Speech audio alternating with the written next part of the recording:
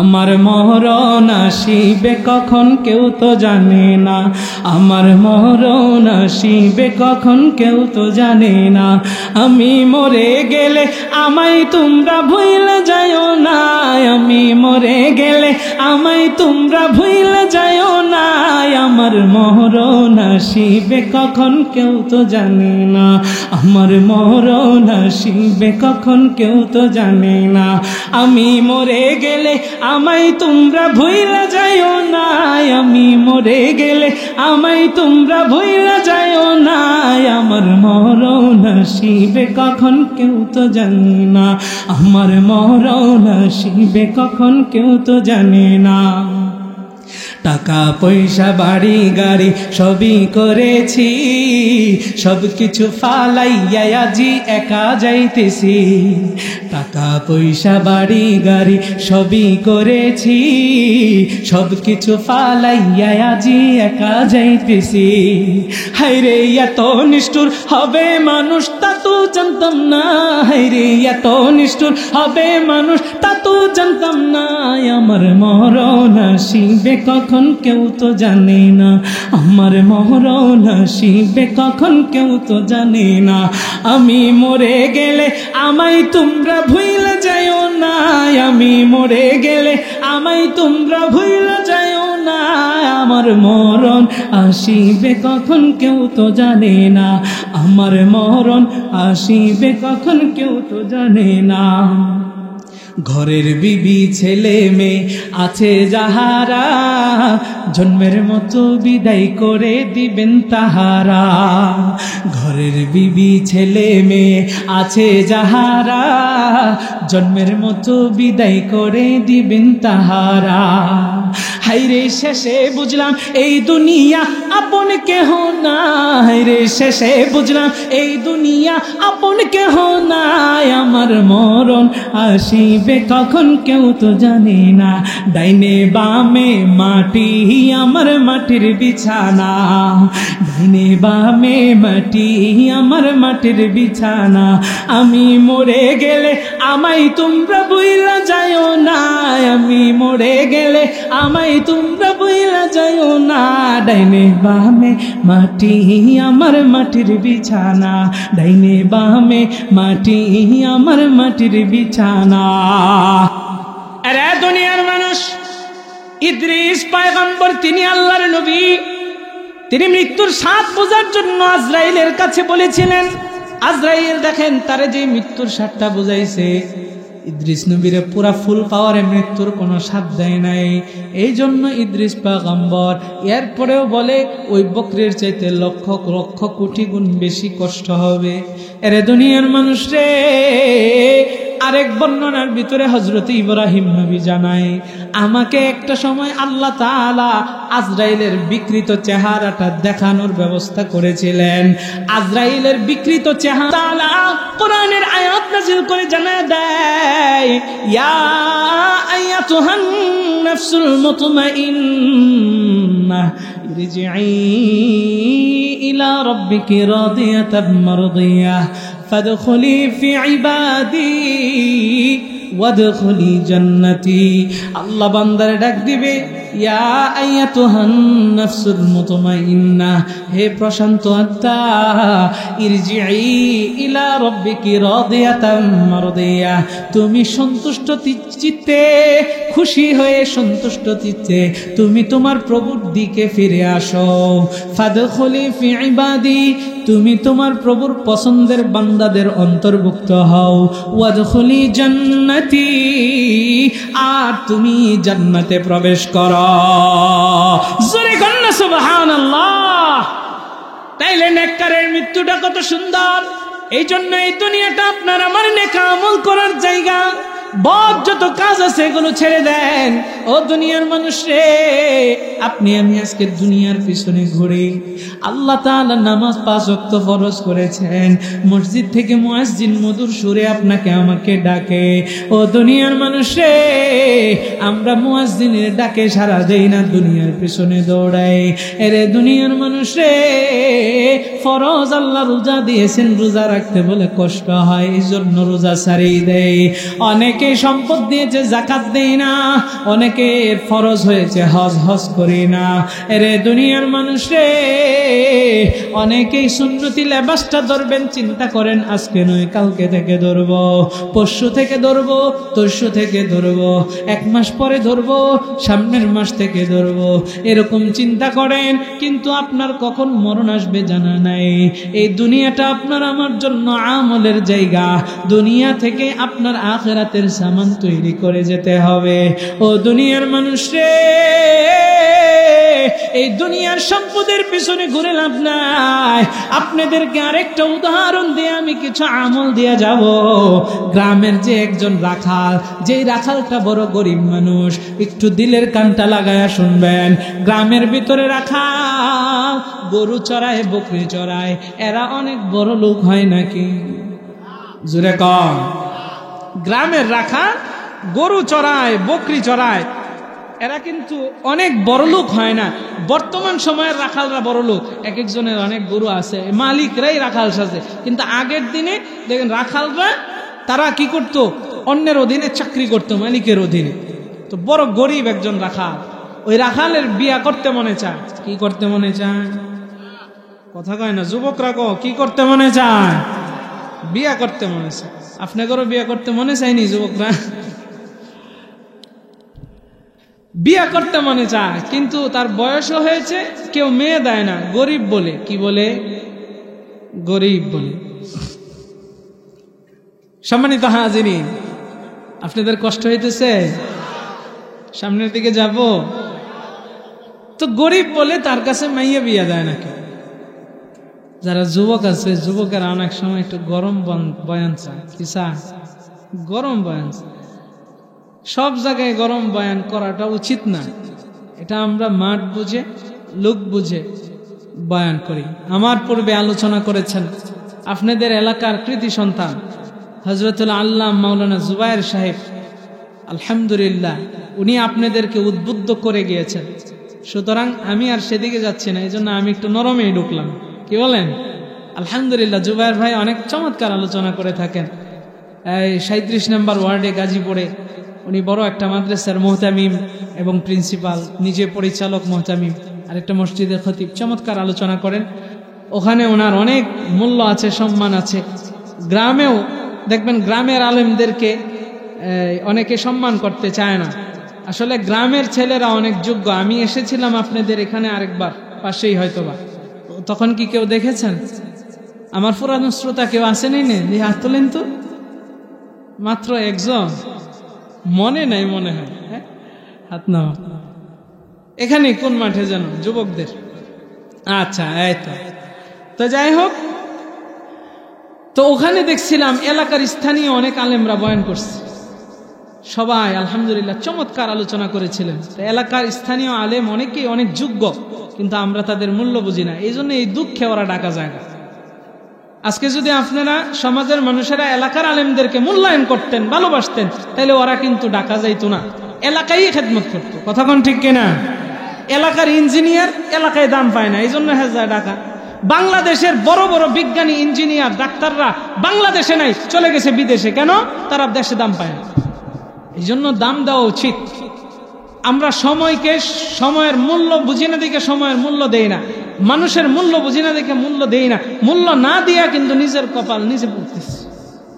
এই জন্য প্রত্যেকের জায়গা থেকে দাম দিব। রাজি আছি তো ইনশাআল্লাহ? এলাকার আলেমদেরকে মহাব্বত করব, ভালোবাসবো। আল্লাহ তাদের সবাইকে কবুল করুক। জোরে বলেন আমিন। তো ওই রাখাল বেচারা, তার কাছে মাইয়া বিয়া দেয় না কেন? গরিব বলে। সম্মানিত হাজিরিন, তো ঘটনাক্রম ওই এলাকার বড় একজন সুন্দরী ছিল। ওই সুন্দরীর পিছনে সবাই লাইন লাগায়। কি লাগায়? কিন্তু কেউ পায় না, সুন্দরী পাত্তা দেয় না। না দিলে হঠাৎ করে একদিন ওই সুন্দরী দৌড়াইতে দৌড়াইতে দৌড়াইতে দৌড়াইতে ওই রাখালের সামনে আসছে। রাখালের সামনে আইসা বলে, রাখাল তোমার কাছে আসলাম একটা কাজে। রাখাল তো তারে দেখে লাভ দিয়ে দাঁড়ায় গেছে, এলাকার সবচেয়ে সুন্দরীটা তার কাছে আইছে, জিজ্ঞাসা করতেছে আপনি এখানে আসছেন কি কারণে? দরকার আছে। কি দরকার? তুমি কি বিয়ে করতে চাও? রাখাল কয় হ্যাঁ চাই তো।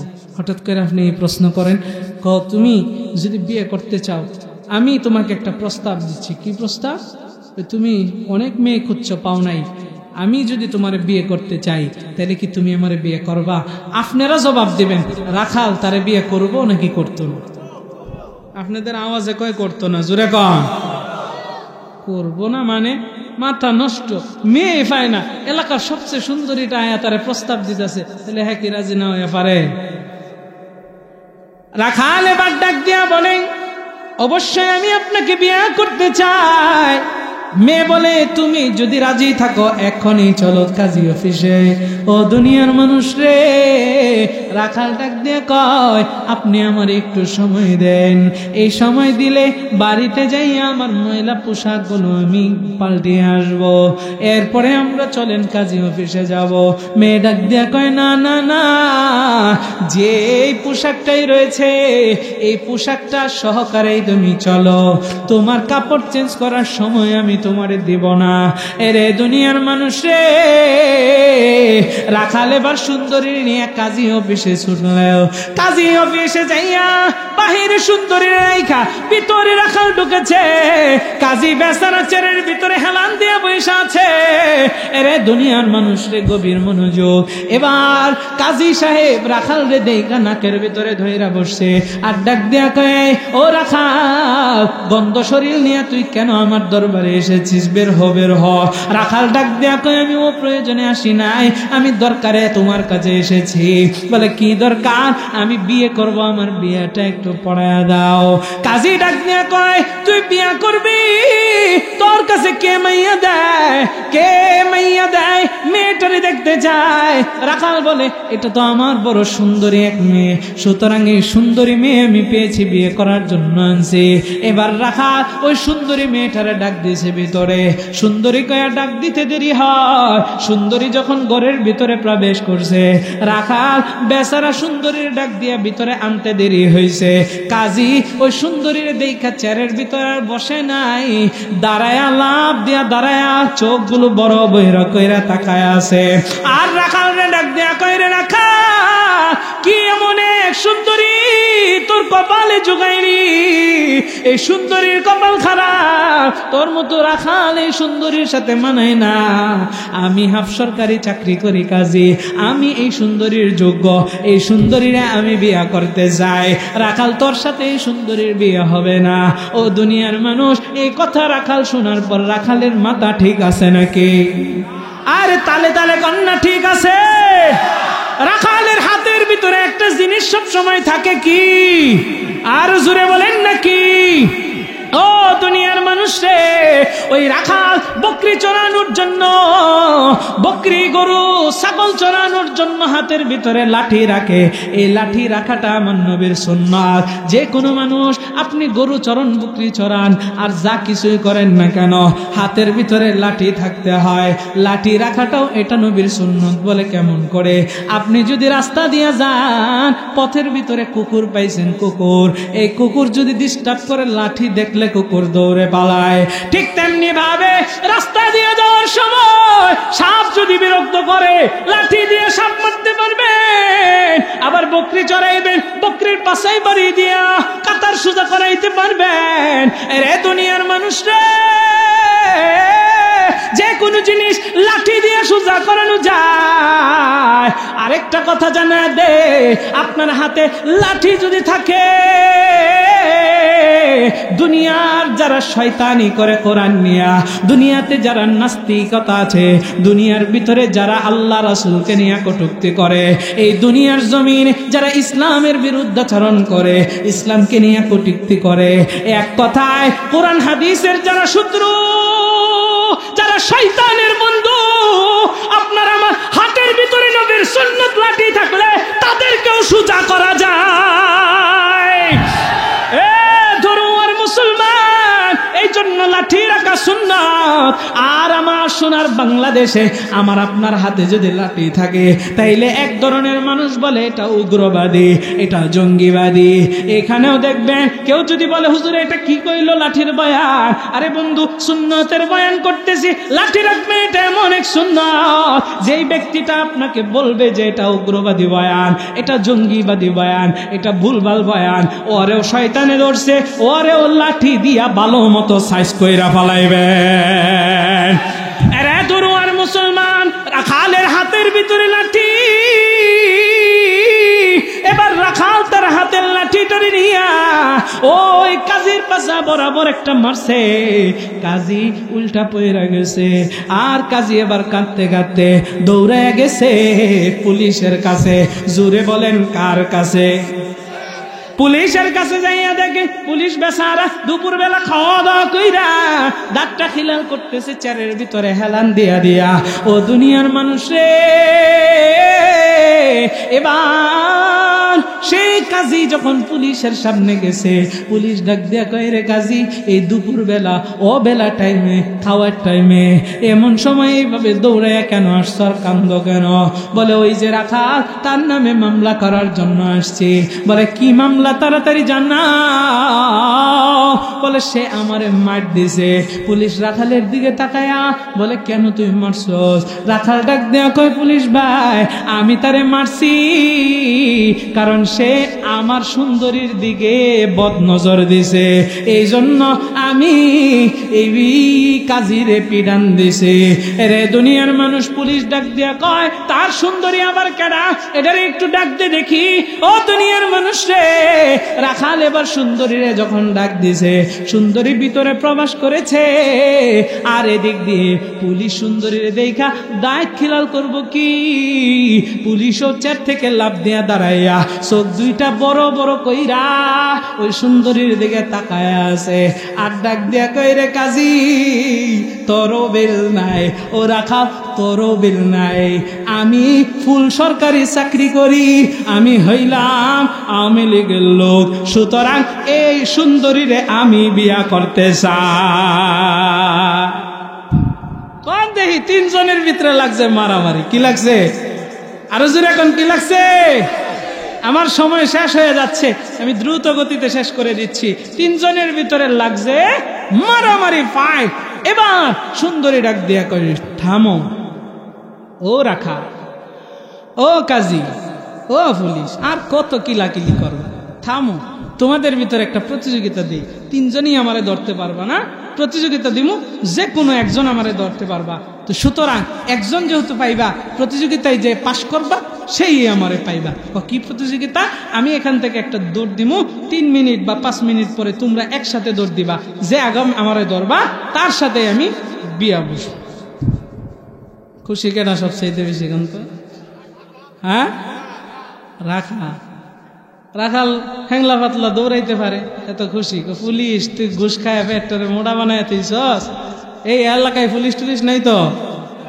হ্যাঁ আছে, সব পুলিশ এই ঘুষখোর না। হ্যাঁ, কিছু কিছু আমাদের কাছ থেকে আগে মাঝে মাঝে সালাম কইরা নিত। আমি এক জায়গায় সুইচ গেট, হুজুর কি বসে, ও আচ্ছা আচ্ছা, তো আমি সুইচ গেটে একবার আমার গাড়ির বিআরটি আমি জিজ্ঞেসছিলাম কাগজ বানানোর জন্য। তো হঠাৎ করে পুলিশ আমার ধরছে। তখন আজ থেকে 1.5 বছর আগের কথা, আমি বাইক কিনছিলাম তখন, মাঝে মাঝে এদিক সেদিক মসজিদে যাওয়া আসার জন্য। তো বাইক কিনে যখন কাগজ করতে যায়, পুলিশ আমার আটকাইছে। আল্লাহর কসম, পুলিশ আমার আটকায়া আমার কাগজটা, যেটা এই কি বলে ট্যাক্স টোকেন বা ইয়া থেকে শোরুম পেপার দেয়, এই পেপারটা নিয়ে গেল। নেওয়া পরে আমারে একটা চার দোকানে নিয়ে গেল, যা বলতেছে তাড়াতাড়ি কিছু দেন, আর নাহলে 4000 টাকার মামলা খাইবেন। আমি কত দিন ভাই? দেন 500 টাকা দেন। আমি 500 টাকা দিব, একটু কম সম নেন না। তা আমার আবার আরেক পুলিশ আঙ্কেল আছে, বুঝলেন, মাঝে মাঝে রাস্তায় সমস্যায় পড়লে ওই পুলিশ আঙ্কেলরে ধরাই দিতাম, এবারে যেটির সাথে ধরাই দিতাম এটা দিয়ে সার করে ফেরা দিলালে। তখন তো এবি চলো লাগতো, বুঝেন নাই, মামু খালুর দিন কি করবো আমরা তো হইলাম, আরে তখন একটা মাইনকাছি পাচ্ছিলাম আজকে। তো এই পুলিশ এখন আমার তাড়াতাড়ি যাইতেইব, বিআরটি বন্ধ করে ফেলাইব, 4টা বাজে যাইতেছে। এই জন্য আমি বললাম কিছু কম নেন, দিয়ে দিই। কত কম দিবেন? আমি কই নেন না, 200 টাকা নেন। না না, আচ্ছা যান, হুজুর মানুষ সামনে 400 টাকাই দেন। পরে 400 টাকায় আমি দিছি, কইতেছে 100 টাকার দোয়া করে দিয়ে। আশ্চর্য কথাবার্তা, আমি এটা শুই না, আসমানতে বললাম কইল নাকি, আর নিতাছে আমার কাছ থেকে ঘুষ। চিন্তা করেন, নিতেছে ঘুষ, আমি তো এখানে বাধ্য হয়ে দিচ্ছি, বাধ্য হয়ে আপনি এখানে আর কিছু করার নেন, গাড়ি নিয়ে আপনার বসে থাকতে বাধ্য হয়ে দিলাম। বললাম 500 টাকার থেকে কিছু কম নেন, 400 টাকা দেন, 100 টাকার দোয়া করে দিয়ে। আমি হাসি, আবার চিন্তা করি কইলটা কি। গেলাম এই জায়গা থেকে যাইয়া বিআরটির কাজ শ্বাস সবকিছু ছাইরা এবার আমি আমার সেই আঙ্কেলরে ফোন দিলাম। ফোন দিয়া বললাম, আঙ্কেল এরকম এরকম আমার কাছ থেকে তো টাকা নিচ্ছে, তুমি ফোনটা ধরাই দিতে পারলা না? আমি আমার তো সময় ছিল না। এখন যাও, যাওয়ার পথে যদি তুমি আবার সেই লোকরে পাও তাইলে তুমি তার কাছে আমার ফোনটা ধরাইবে। আমি গেছি, ওই জায়গা দিয়ে গেছি, যায় মোটর সাইকেল একদিক দিয়ে রাইখা ওই পুলিশরে খুঁজি, দেখি যে পুলিশের যে টুল বক্স থাকে ওই বক্স থেকে তারা 6-7 জন ব্যাগ নিয়ে বের হয়ে যাইতেছে। আমি ডাক দিলাম, ভাই এদিকে আসেন। তখন একজন বের হয়ে আসলো, সে আইসা তার কাছে ফোনটা ধরায় দিলাম। ফোনে এবার সে স্যার স্যার বলতে বলতে বলতে বলতে আমার এই টুল বক্স থেকে নিয়ে আরেক চার দোকানে গেল। যাক বললো, আপনার এক আঙ্কেল আছে, এটা কইতেন না, আগে কইলি তো আর টাকাটা নেই না। পরে তার পকেটতে টাকা বের করে না আমার টাকাটা দিয়ে দিল। পুলিশের পকেটতে আমি টাকা বের করে নিয়েছি। এখন সেই পুলিশ নাই, আর এখন যে পুলিশ বর্তমানে আছে এরা আমাদের রাষ্ট্রের নেগরানি তারা সুন্দরভাবে করছে না, যার ফলে আমরা প্রতি রাতে ডাকাতের আতঙ্কে ঢাকা যাইতে আমরা ভয় পাই, রাস্তাঘাটে চলতে ভয় পাই। আজকে আপনারা দোয়া করবেন যেন আমরা সুন্দরভাবে যেতে পারি। প্রত্যেকটা দিনে কি অবস্থা, ভয়ে ভয়ে যেতে হয়। কোনো না কোনো বক্তার গাড়িতে দেখি ডাকাতের হয় কোনো কিছুর ঢিলা চাক্কা এগুলো আসছে। আল্লাহ আমাদের সবাই হেফাজত করুক, জোরে বলেন আমিন। তাহলে আমি কথা শেষ করে দিচ্ছি। হুজুর মনে চলে আসছে না? চলে আসছে?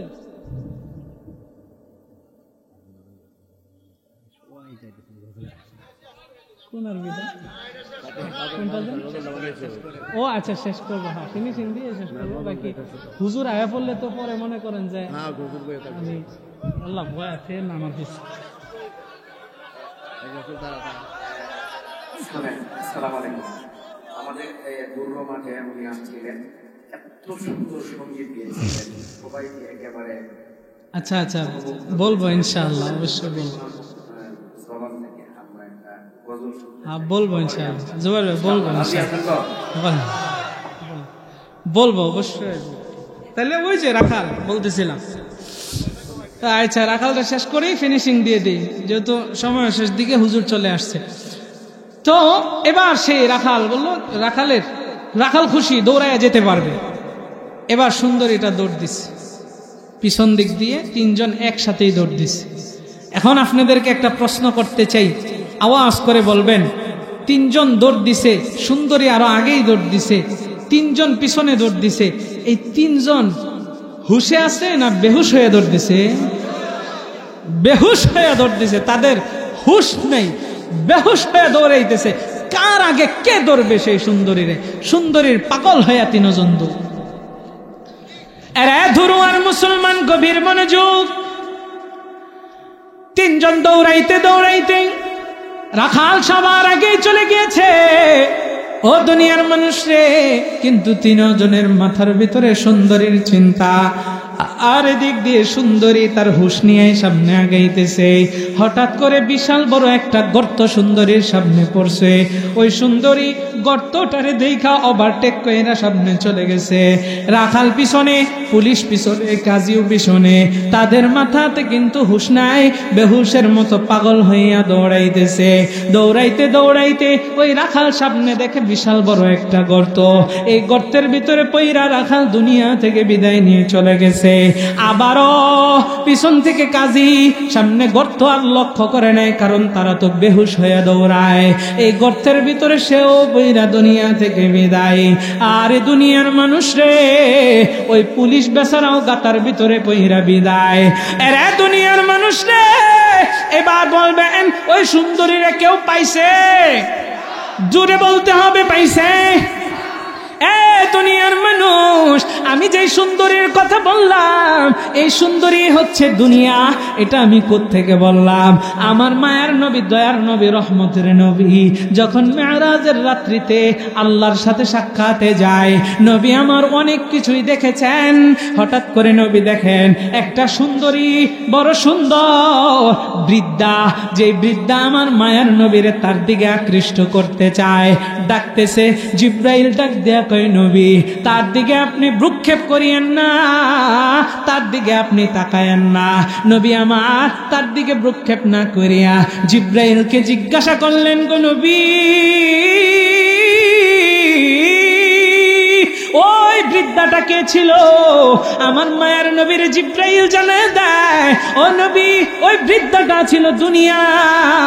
কিন্তু মজার বিষয় হচ্ছে, দুনিয়ার যত বয়স হইতেছে, দুনিয়ার চাকচিক্য বড় সুন্দর হইতেছে। এই দুনিয়ার বয়স শেষ প্রান্তে নবী মেরাজের রাত্রিতে দেখেছেন, কিন্তু দুনিয়ার বয়স যত বাড়তেছে তার সৌন্দর্য তত বাড়তেছে। বড় মজার বিষয়, মানুষ যখন বৃদ্ধ হয়ে যায় সৌন্দর্য তখন বাড়ে নাকি কমে? আর জোরে কান, মানুষ বৃদ্ধ হয়ে গেলে সৌন্দর্য বাড়ে। আপনারাও দেখি বেহুশ হয়ে গেছে, হুশ হুশ রেখে কথা বলতে হবে। মানুষ যখন বৃদ্ধ হয়ে যায় মানুষের সৌন্দর্য বাড়ে নাকি কমে? এরা দুনিয়ার মানুষ, মজার বিষয় নবী জানায়, এই দুনিয়ার বয়স শেষের দিকে, কিন্তু দুনিয়ার সৌন্দর্য চাকচিক্য বড় বাড়তেছে। বাংলাদেশের ঢাকা শহরে যাইবেন সুন্দর, সিলেটে যাইবেন চা বাগান বড় সুন্দর, আপনি কক্সবাজার যাইবেন, কুয়াকাটা যাইবেন সমুদ্র সৈকত বড় সুন্দর, জাফলং যাইবেন, বান্দরবন যাইবেন, এক এক জায়গায় পাহাড় দেখবেন, ঝর্ণা দেখবেন, কত সুন্দর। বাংলাদেশ টপকায়া ইন্ডিয়াতে আপনি এক এক জায়গায় যাইবেন সুন্দর, সেটা টপকায়া পাকিস্তানে যাইবেন, আপনি বিভিন্ন কান্ট্রিতে যাইবেন, সৌদি যাইবেন, আরব কান্ট্রিগুলোতে যাইবেন, এরপরে দুবাইয়ে যাইবেন, বিভিন্ন জায়গায় যাইবেন, দেখবেন আরো সুন্দর। আল্লাহ দুনিয়াটারে বড় সুন্দর কইরা বানাইছেন। দুনিয়ার যত বয়স বাড়তেছে সৌন্দর্য তত বাড়তেছে। এরে ধরুয়ার মুসলমান, গভীর মনোযোগ কি বোঝাইতে চায়? এই সুন্দরের পাগল, ওই যে রাখাল বানাইলাম, ওই যে কাজী বানাইলাম, ওই যে পুলিশ বানাইলাম, ওই রাখাল, ওই কাজী, ওই পুলিশ আমি আর আপনি। কারণ এই সুন্দর নামক পৃথিবীটার পাগল আমিও, সুন্দর নামক পৃথিবীর পাগল আপনার স্ত্রীও, আপনার মাও, আপনার বাবাও, আপনার ভাইও, আপনার বোনও। এই দুনিয়ার পাগল গরিব, এই দুনিয়ার পাগল ধনীও, কিন্তু দুনিয়ারে কেউ ধরতে পারে না। এই দুনিয়া নামক সুন্দরের পিছনে আমি অযথায়, আপনি অযথায় ঘুরতেছি। ঘুরতে ঘুরতে আপনার আমার দামি সময়টা, হায়াতটা পড়ায়া যাইতেছে। আর মৃত্যু নামক সেই গর্তটা কিন্তু রেডি হয়ে আছে। আপনি আমি বেহুশের মতো দুনিয়ার পিছনে, ক্ষমতার পিছনে দৌড়াইয়া, আমি আপনি টাকার পিছনে দৌড়াইয়া ওই মৃত্যু নামক গর্তের ভিতরে পড়ে যাইতেছি। এবার একটু জবাব দিয়া জানিয়ে দিবেন, দুনিয়ার পিছনে যতই দৌড়ায় এই দুনিয়ারে কেউ ধরতে পারবো নাকি? আরো জোরে বলেন, পারবো? ও দুনিয়ার মানুষ রে, আমার আপনার মরণ কখন আসবে জানে না। এখন থেকেই নামাজ ধরতে হবে, এখন থেকেই রোজা ধরতে হবে, এখন থেকেই দাড়িটারে রাখতে হবে, এখন থেকে কোরআনটারে পড়তে হবে, শিখতে হবে, আমল করতে হবে। ও দুনিয়ার মানুষ, কখন মরে যাইব জানা নাই। আমার আপনার মরণ কিন্তু আপনারে আমারে ডাকতেছে।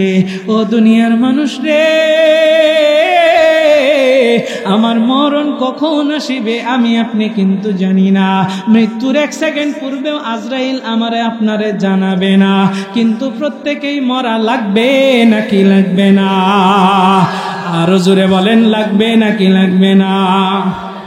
আমার মরণ আসিবে কখন কেউ তো জানে না, আমার মরণ আসিবে কখন কেউ তো জানে না। আমি মরে গেলে আমায় তোমরা ভুইলা যাইও না, আমি মরে গেলে আমায় তোমরা ভুইলা যাইও না। আমার মরণ আসিবে কখন কেউ তো জানে না, আমার মরণ আসিবে কখন কেউ তো জানে না। আমি মরে গেলে আমায় তোমরা ভুইলা যাইও না, আমি মরে গেলে আমায় তোমরা ভুইলা যাইও না। আমার মরণ আসিবে কখন কেউ তো জানে না, আমার মরণ আসিবে কখন কেউ তো জানে না। টাকা পয়সা বাড়ি গাড়ি সবই করেছি, সব কিছু ফালাইয়া আজি একা যাইতেছি।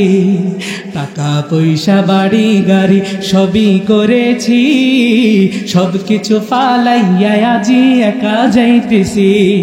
হায়রে এত নিষ্ঠুর হবে মানুষ তা তো জানতাম না, হায়রে এত নিষ্ঠুর হবে মানুষ তা তো জানতাম না। আমার মরণ আসিবে কখন কেউ তো জানে না, আমার মরণ আসিবে কখন কেউ তো জানে না। আমি মরে গেলে আমায় তোমরা ভুইলা যাইও না, আমি মরে গেলে আমায় তোমরা ভুইলা যাইও না। আমার মরণ আসিবে কখন কেউ তো জানে না, আমার মরণ আসিবে কখন কেউ তো জানে না। ঘরের বিবি ছেলে মেয়ে আছে যাহারা, জন্মের মতো বিদায় করে দিবেন তাহারা। ঘরের বিবি ছেলে মেয়ে আছে যাহারা, জন্মের মতো বিদায় করে দিবেন তাহারা।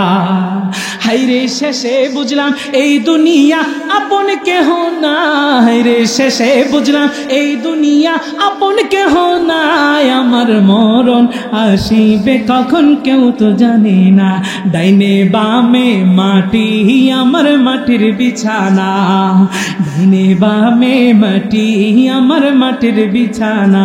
আমি মরে গেলে আমায় তোমরা ভুইলা যাইও না, আমি মরে গেলে আমায় তোমরা ভুইলা যাইও না।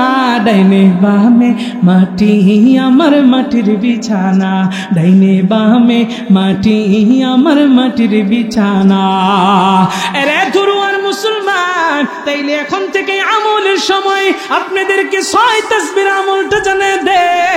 প্রত্যেক দিন 100 বার আস্তাগফিরুল্লাহ পড়বেন। 2 নম্বরে প্রত্যেক দিন কমপক্ষে 100 বার আল্লাহু আকবার স্লোগান দিবেন, আল্লাহু আকবার বলে বলে জিকির করবেন। 100 বার সাল্লাল্লাহু আলাইহি ওয়াসাল্লাম নবীর উপর দুরূদ পড়বেন। 1 নম্বরে বললাম আস্তাগফিরুল্লাহ 100 বার, 2 নম্বরে আল্লাহু আকবার 100 বার, 3 নম্বরে সাল্লাল্লাহু আলাইহি ওয়াসাল্লাম 100 বার।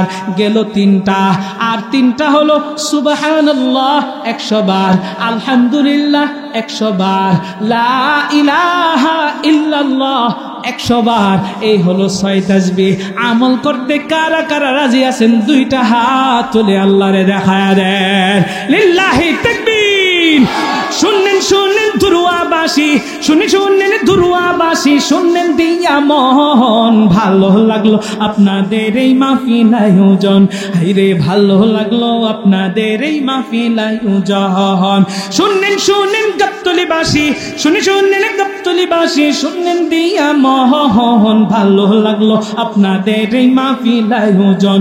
হায়রে ভালো লাগলো আপনাদের এই মাহফিল আয়োজন। এই মাহফিলে আসছেন যারা মুসলমান সবাই, no Awami League, no BNP, no Charmonai. আমরা সবাই আল্লাহর গোলাম, জান্নাতে যেতে চাই।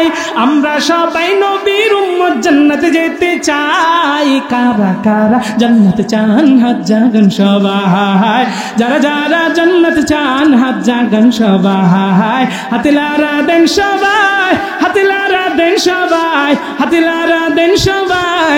দিন ইসলামের পথে চলবো, আল্লাহু আকবার বলেন সবাই। নারায়ে তাকবীর, নারায়ে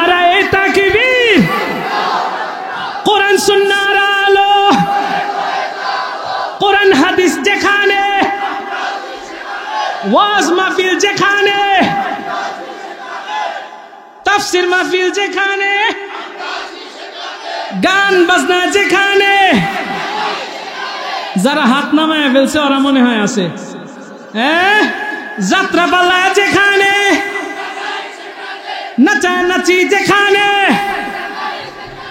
নারায়ে তাকবীর। আল্লাহ আমাদের সবাইকে কবুল করুক, জোরে বলেন আমিন। ইমানের বলে বলিয়ান হয়ে সামনে এগিয়ে যাওয়ার তৌফিক দান করুক, জোরে কোন আমিন। যতটুকু আলোচনা